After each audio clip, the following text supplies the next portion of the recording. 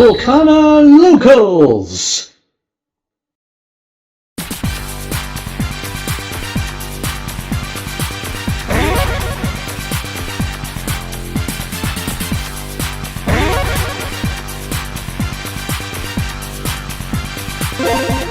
Marvelous!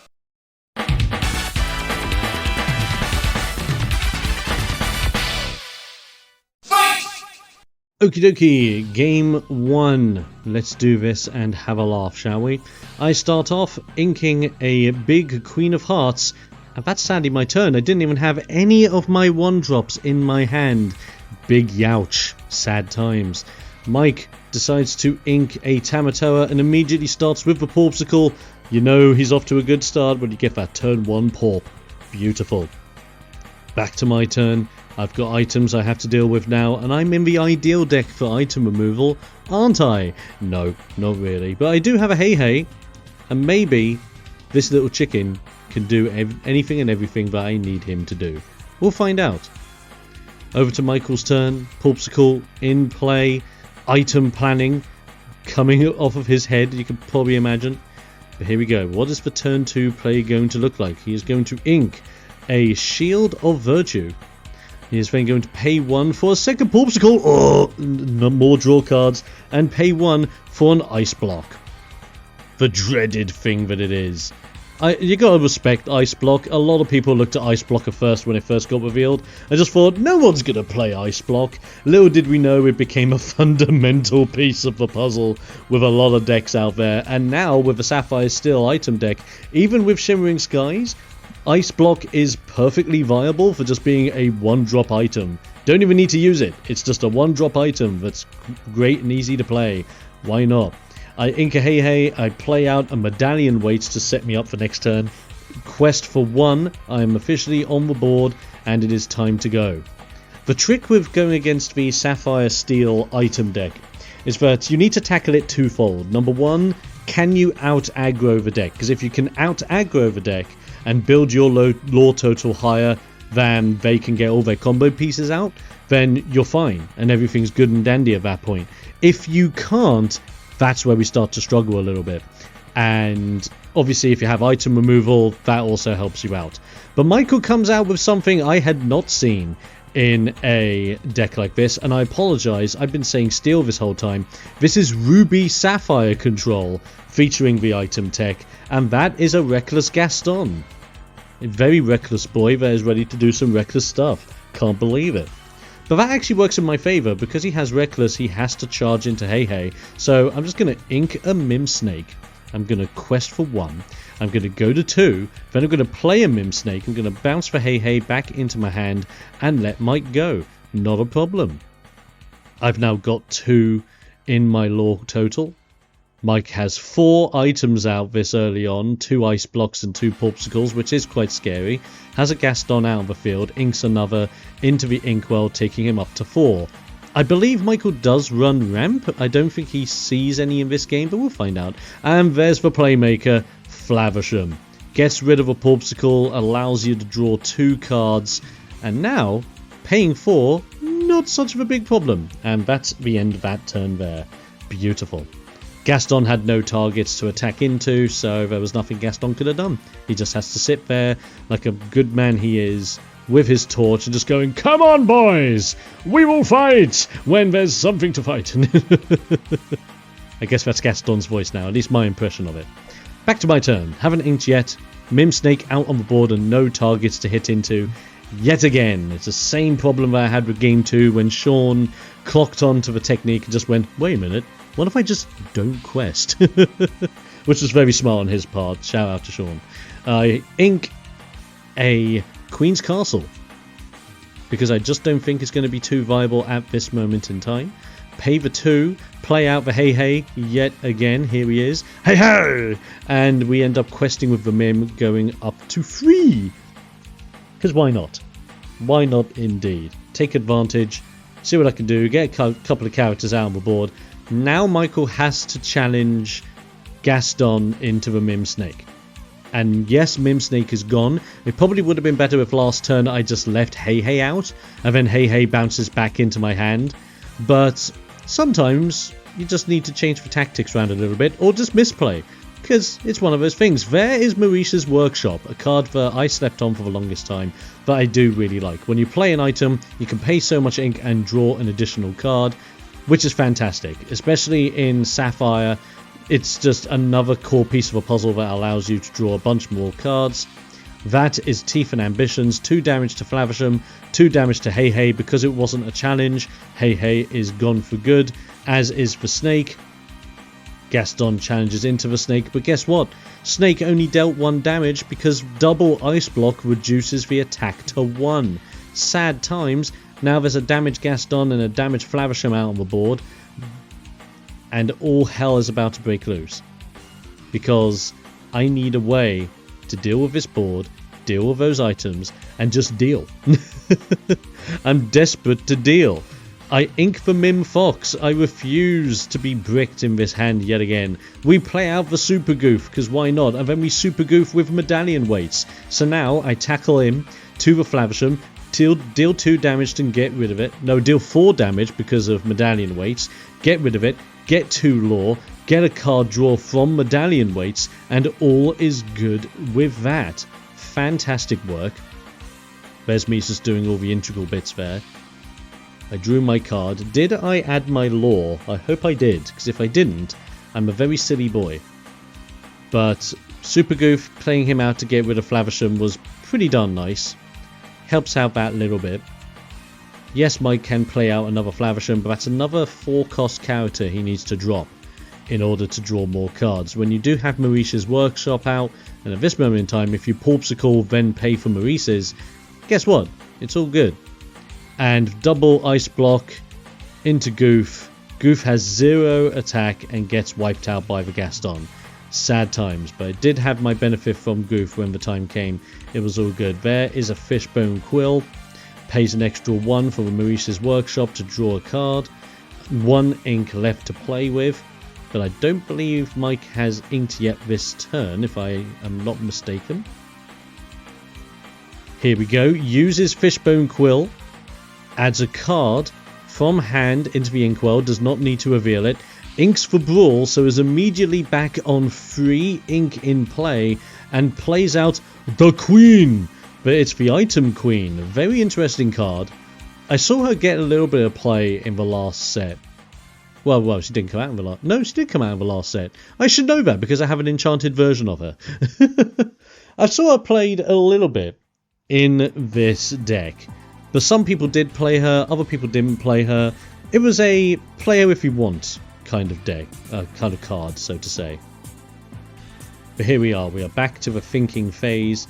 Now I have a clear board yet again. I've got a cheeky Gaston, I've got a cheeky Queen, and I've got 4 pesky items to somehow deal with in a deck that doesn't have any real form of item removal.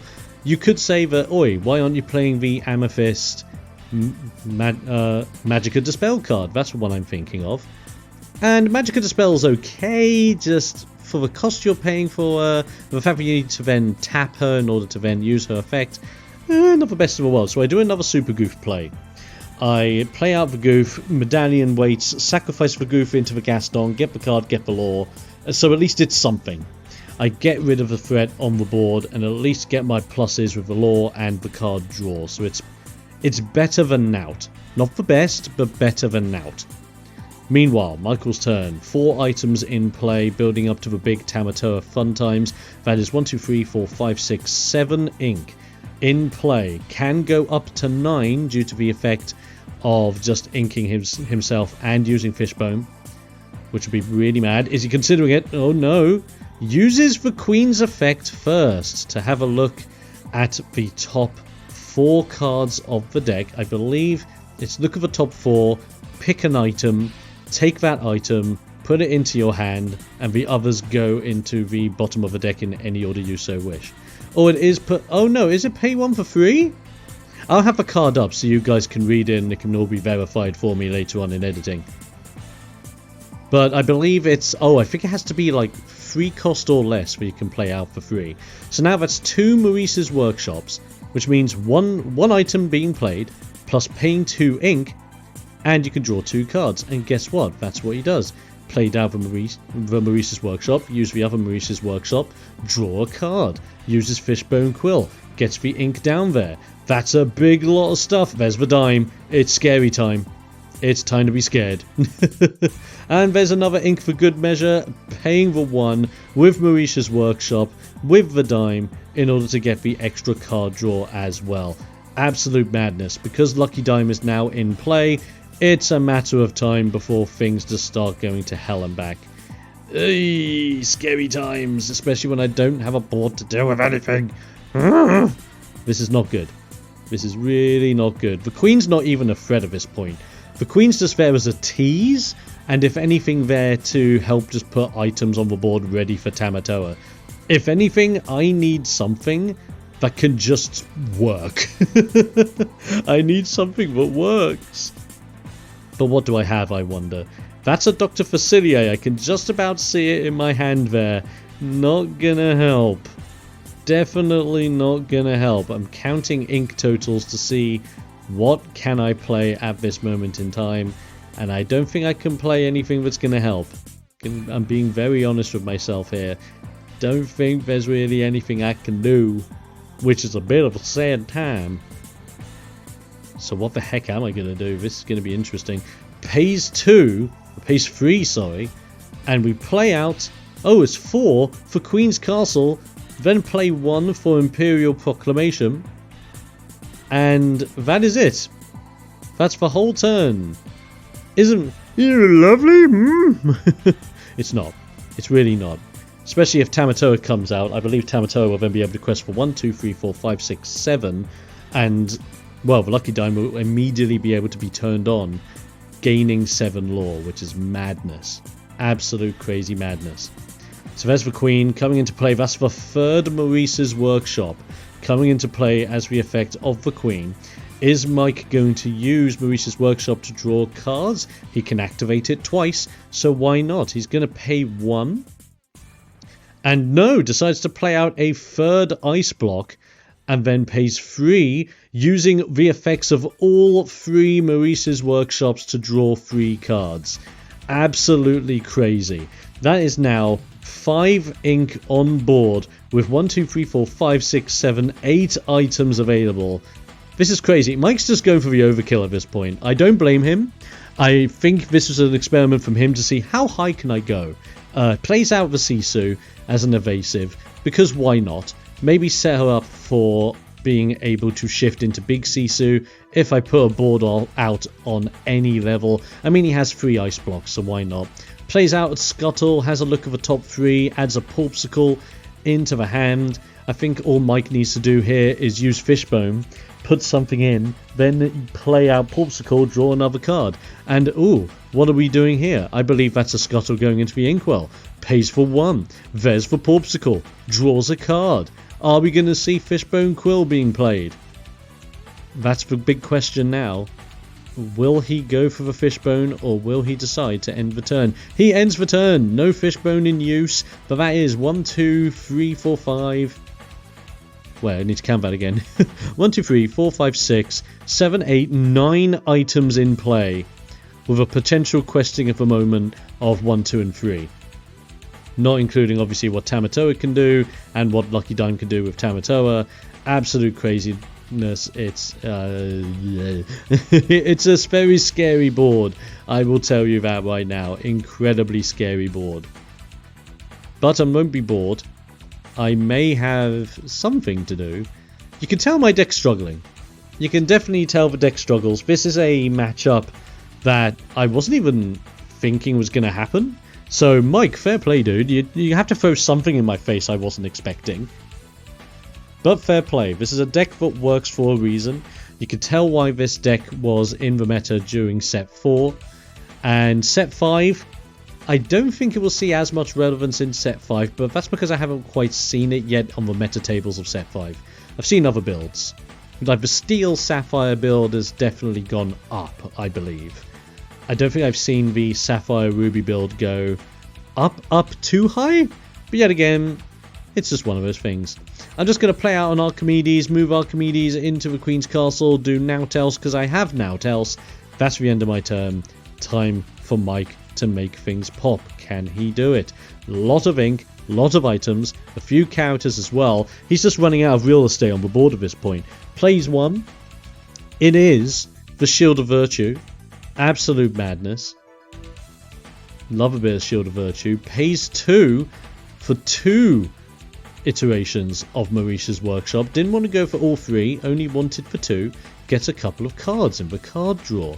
Now with the ink in play, I believe that's 1, 2, 3, 4, 5, 6, 7 ink. Needs to ink something for Tamatoa. There's a Vitalisphere.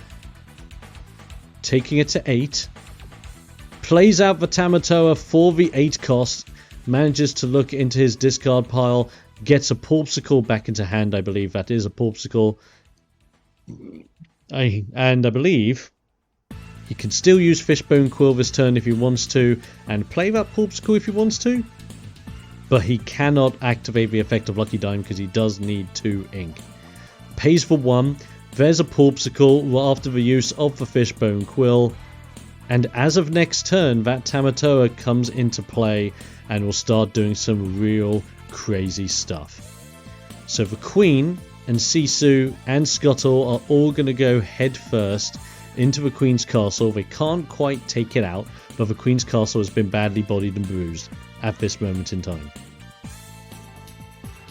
And then it mooches over to my turn. I draw into a Vitalisphere of my own, and I don't think that's going to really help me. I've got an Archimedes, I've got a Queen's Castle, I get that +2 Lord. Did I get that additional card draw?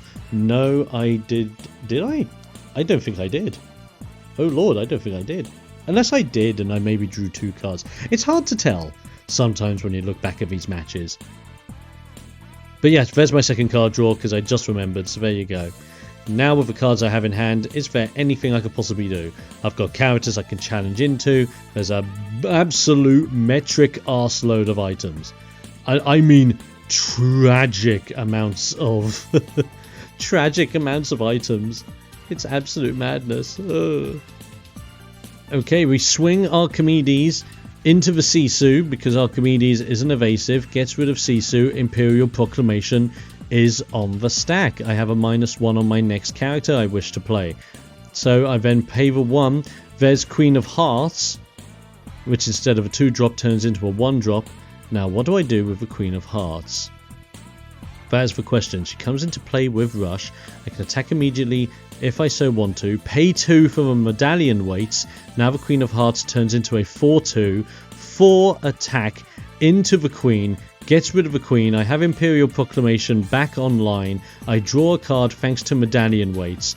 Can this end up being a combo of insane proportions? I don't know. I'm just doing post-game commentary 2 weeks after recording this game. I can't remember absolutely everything, but I can try.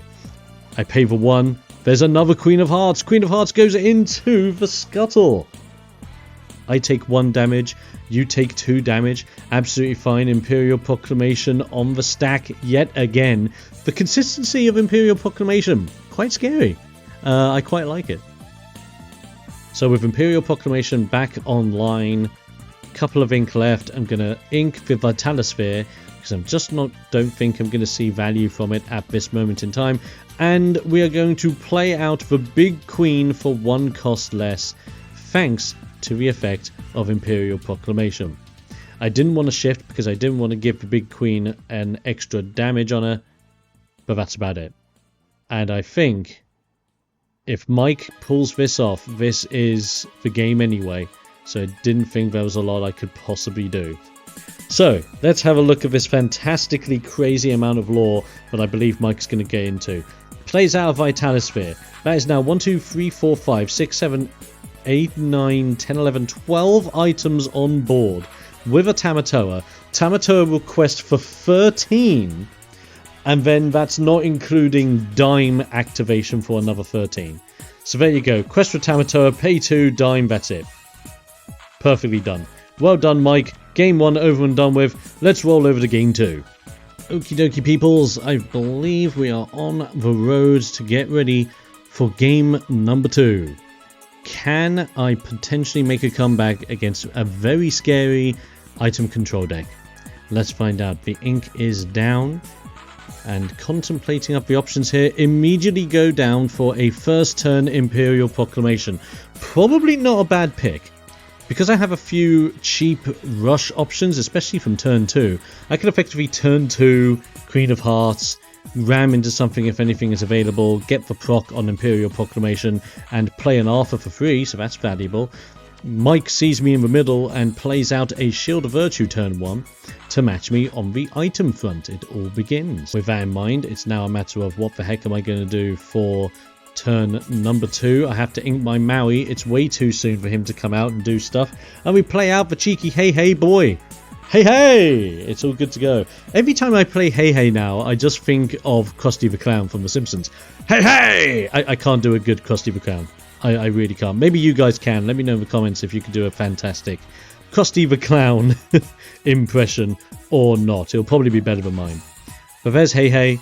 Change back over to Mike for turn 2. I believe he's inking a Maui of his own, if I'm not mistaken. And he was, and there's a turn 2 Scuttle for some early game item searching fun times. What's he going to find? He finds a Porpsicle, of course, because it's a fantastic item to pick up. The other 3 cards will go to the bottom of the deck. There we go. Porpsicle into the hand. And that, I believe, is going to be the end of Mike's turn, going back over to me. Hey Hey out on the board. Chicken versus Scuttle, who I guess is a off-breeded chicken, if you want to be specific. The Avians fight again. Why not? Okay, time to ink. Ink one boy for the turn. And now, what am I going to do to set myself up? Being the first turn in play, I spend all of my ink, and it is Sumerian Talisman coming down to help me out. And hopefully that'll result in me being able to get a card draw, because if I can use Sumerian Talisman alongside Imperial Proclamation, I can potentially just rinse and repeat Hey Hey as much as I can just for consistent card draw. That's my plan at least. Will it work? Don't know quite yet, but we're going to have to find out. Gaston gets inked. Mike pays... Oh, I apologise, that was a mid-burp there, you didn't need to hear that. Inks for Gaston, plays out the Fishbone Quill, uses Fishbone Quill to put 1 card into the inkwell. Is he going to follow up with that cheeky Porpsicle we saw earlier? Yeah, no! Goes with the Ice Block instead, hits Hey Hey, scuttles into Hey Hey. Hey Hey goes back into my hand, but guess what? Sumerian Talisman does not trigger because it is not my turn. Sad face. But Scuttle does take 1 damage instead of a 2. Very nice move from Mike there. Let's go back to my turn. Nothing on board as per the usual by now. But hey ho, it's how we go. Now for this turn, we're going to have to ink my other Maui. Still way too soon for Maui to come online and really do some stuff. Then we're going to pay a couple. We're going to play out the Queen of Hearts. Queen of Hearts is going to ram into Scuttle. Get rid of Scuttle. I take 1 damage. Then that means Imperial Proclamation is on the stack. Then we're going to pay another 2. Guess what? It's Mim Fox for 2 cost instead of a 3 cost. Bounces the Queen of Hearts back into my hand to get rid of the damage. And now I have a Mim Fox out on board, ready to rock. Pretty nice if I do say so myself for a little bit of board control. Is it going to help me win the game? Don't know, especially since I don't have a lot of item removal. That's a bit scary, but it at least helps me out at this stage in the game. Scuttle isn't exactly the biggest threat on the board after it's been played, but it helps me just do stuff. I can't complain there. Maurice's Workshop comes into play. And paying the extra 1 there is a Porpsicle, only gets the 1 card draw, cannot spend again on Maurice's Workshop, but oh, is he actually going to? Pays for the Fishbone Quill, pays for 1, activates Maurice's Workshop, gets the card draw anyway, because that's just how Mike goes. Awesome stuff. So he takes advantage of the card draw, has more items out, 5 items currently in play, which is scary enough as it is, but I've got 2 items and a Mim Fox. Get on my level. I think it's time to rock, with nothing to attack into, sadly. That's a bit concerning. A little bit concerning. Going to ink a medallion weights because I'm just not going to take advantage of that at this moment in time. I'm going to pay the ink, play out a Shere Khan. Now I'm ready to gain lore when I attack. And play out Hey Hey again. Now I'm ready to take advantage of a Sumerian Talisman loop. Yet again. Quest with Mim Fox for 1. Might as well get on the board somehow. Go up to 2 lore. Over to the Michael. Alrighty, so on Mike's turn he's going to immediately come out and play out a Porpsicle, draws a card as a result of the Porpsicle, activates Maurice's Workshop, gets another card draw. That's why he's paid 2 ink and he has 3 left to play with. Yeah, he realises he has not used Fishbone Quill yet, so uses Fishbone and is going to add 1 card into his inkwell. He's just deciding which one do I put in. He's going to pick that one. That one right there. He's now back up to 4. He has not inked this turn, I believe. So he can go up to 5 if he so wishes. There's the Brawl. Go up to 5. And with that in mind, there's the Ice Block. Targets the Mim Fox, I believe that was. And it's... oh no, it's Maui into the Mim Fox. Big youch. Only 3 damage instead of a 4. So completely viable. Completely viable. Maui's got 2 HP left. So it's all that matters. Nice play there by Mike. Gets rid of my Mim Fox, sad times, but... and of course Sumerian Talisman doesn't trigger again, but it's not a problem. I'll get Sumerian Talisman to trigger at some point, I know I will. At the moment though, no. Just no. Needless to say, I'm in a bit of a pickle. There's a lot of items on board. I know Tamatoa is going to come sooner rather than later, and I need to be careful and ready for it. So what the heck am I going to do with only a couple of cards in my hand? Well, it's time to weigh up some options, and I think my first option is to pay 2. And when I pay 2 ink, I'm going to play out the Queen of Hearts. She's got Rush. She's ready to rumble. She's going to rush into Maui. I'm going to get the 1 lore. And Queen of Hearts is now gone. Sumerian Talisman trigger, I get a card, and Imperial Proclamation is now on the stack. -1 for my next character being played. Again, I feel as if I could have played the Hey Hey, but yet again, at least I get to quest for 2 this turn instead of only questing for 1, so I'll take that. And then we play out a Mim Snake, we'll bounce for Hey Hey back and replay Hey Hey as a result as well, because the Mim Snake only cost 1 as a result of Imperial Proclamation, letting me be able to play Hey Hey for 2. Fantastic tech. I've now got 3 characters on board, ready to deal some damage, get rid of some threats, do all that jazz, and I actually got Sumerian Talisman to trigger. That's another achievement for the deck. Woo! I like it. The Queen comes down. 4 ink left to play on Michael's side of the board, with big threatening game, 6 items looming about, ready for Tamatoa. There is the second ice block. With second ice block in mind, there is 3 ink left over, pays for 1 to draw a card off of Maurice's Workshop as a result of playing out the ice block. Then inks another Queen, goes back up to 3 ink that is currently playable. Pays for 2 ice blocks on Shere Khan. Shere Khan going down to 1 attack. And Sisu triggers. Getting rid of Shere Khan when Shere Khan's only on 1. Sad face. But hey ho, it happens. Great play by Michael for controlling the board. That's what his deck's all about. It's got to be done. So that now leaves me with a pickle. But luckily Shere Khan wasn't going to be much playable this time round anyway, because I had no targets to attack into. Time to quest with the snake and the chicken. And now it's a matter of, what do I do? What do I solemnly do? I've only got a couple of cards in my hand, no targets to attack into, but I could maybe do some setups. Am I contemplating it? I am. I'm thinking about it. I'm paying the ink for it. It's another Mim Snake. Bounce back for Hey Hey. And you know what that means? Gonna pay 2. Oh, no I don't. It's pay 1. It's Arthur Sparrow. The reckless little boy that he is. As I said earlier, I really like Arthur Sparrow. I think I like him more because Sword in the Stone is one of my favourite Disney movies. It's a proper old school movie. I loved Merlin. I love the fact that he went to Bermuda and back again. It's just a great, straightforward story. The stuff where Arthur's learning how to fly as a sparrow and then turns into a squirrel, which gets a little bit too furry for my liking. I don't know about you. I think that was my first entry maybe into the furry fan base. It's not for me. I'm sorry. Squirrel on squirrel action.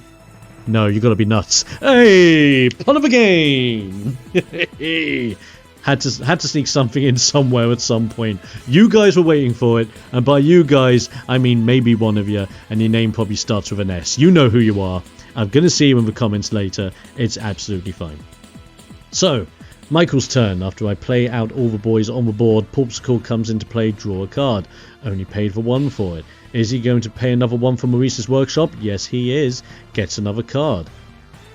That now leaves him with a lot of ink still playable. Only pays one. It's another Porp, another card draw. Is he going to pay another Maurice?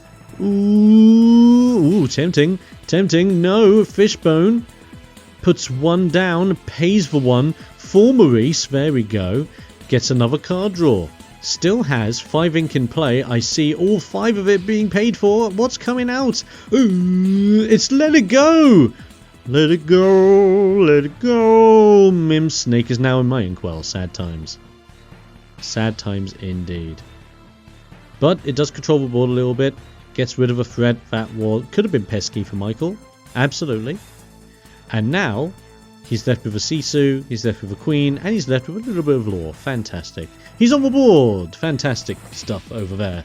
Sparrow and Queen, Sparrow and Queen, Sparrow and Mim, ready to go. I guess if there was a Queen Mim in the future, maybe, but not quite yet.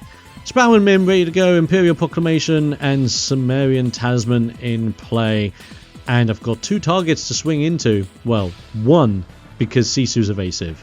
Sad times. What do I have to get rid of this? So we're going to snake into the Queen. Do a bit of an exchange. Get the 1 card off a Sumerian Talisman. Get the stack for Imperial Proclamation. Get to play out an Arthur for absolutely nothing. Then I get to play a few. There's an Archimedes. There's a Hey Hey. Might as well use all the cards in my hand. Swarm the board with all the fun times. And we'll see what happens next. Now Arthur can't do a lot, because he has Reckless, he can't quest for lore, but he's just going to sit there and be a little intimidating boy. Nothing too wrong with that. Meanwhile, on Mike's turn, he plays out a Vitalisphere, pays 1 for Maurice's Workshop to get the extra card draw. Now you're starting to see why I really like Maurice's Workshop when it comes to an item deck. Even if you only put in 1, 1's perfectly fine. Pays 2 for Gaston.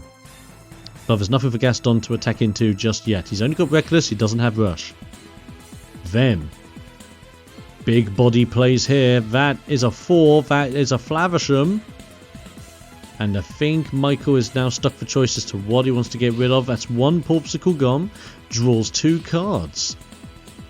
Hand size back up. And only has 1 ink left to go. But he has not used Fishbone Quill as of yet.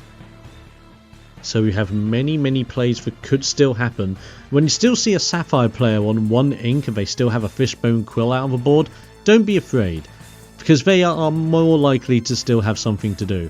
Quest for 1 with Sisu, back over to me. Why the heck not? Sisu's evasive, so you might as well. I draw a card, all my boys are now active, and Archimedes is ready to go to get rid of our Sisu. Fantabidozy, that's at least 1 proc of Imperial Proclamation that can hit in this turn, which I'm quite happy about. So, what do? 1 card in hand, that's all the options that I have. Sumerian Talisman could trigger, but I need to get something to die, and sadly, none of my boys will kick the bucket just yet, which is a bit sad. So what can I do? Here we go, I'm just going to quest for a few, pass on over to Michael. That's literally all I could have done. The card I had in my hand obviously is not going to help me at this moment in time, or either that or I just can't play it. Sometimes that's the case. Might as well quest for free, get my lore up a little bit, and maybe, just maybe, I can have a chance to get a little bit more before Tamatoa comes out, but I am risking it for a biscuit, I can tell you that much. Now what's going to happen here, I wonder. He's gonna activate, or is he? Ooh, tempted. Tempted. I saw the temptation in Michael there. He was gonna. No, he's gonna Vitalisphere. Pay Vitalisphere to then add 2 and rush onto Sisu. Then double Ice Block on Archimedes and swing into Archimedes, dealing no damage to Sisu. Sumerian Talisman trigger does not pop off because it's not my turn.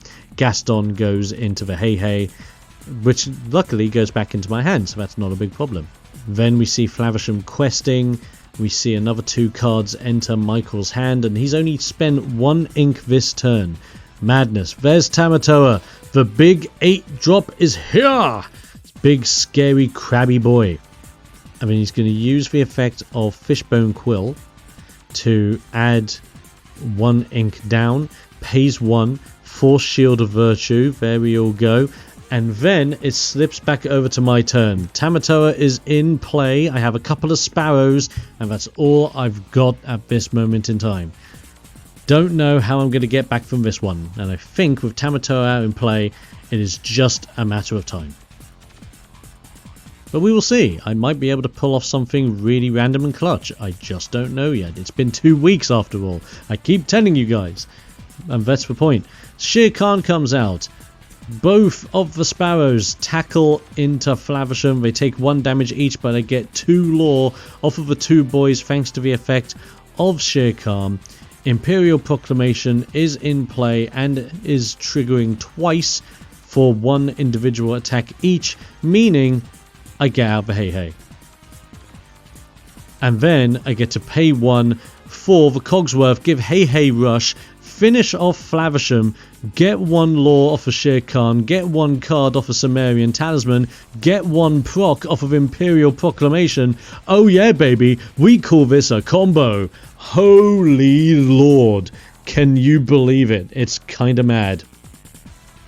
So with all that in play, is there anything else I could potentially do?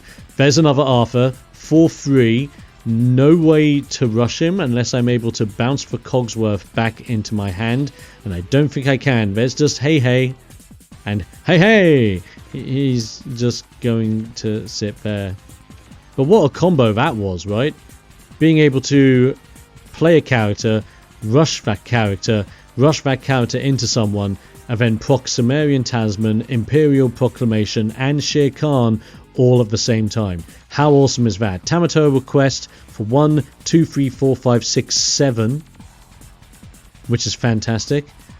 Does Mike have what he needs to build this all up? I don't know. Gets a Porpsicle back into the hand and immediately plays it and draws 1 card. See a bunch of ink being going. There's the lucky dime. Pay 2 for the dime, and that is it. Losers! Lovely stuff. Mike does it. Brilliant games for Mike, and that is the end of that. And, well, it's the end of the game, but I need to be honest with you guys.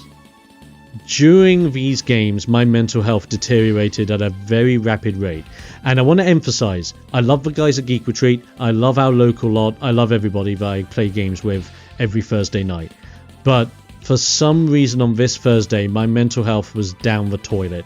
The games added to it, but they weren't the core crux of it. I was going through some stressful times. That's why it's taken 2 weeks for me to get back to these games, because I knew what was running through my head. And so I was contemplating, do I talk about my mental health here or not?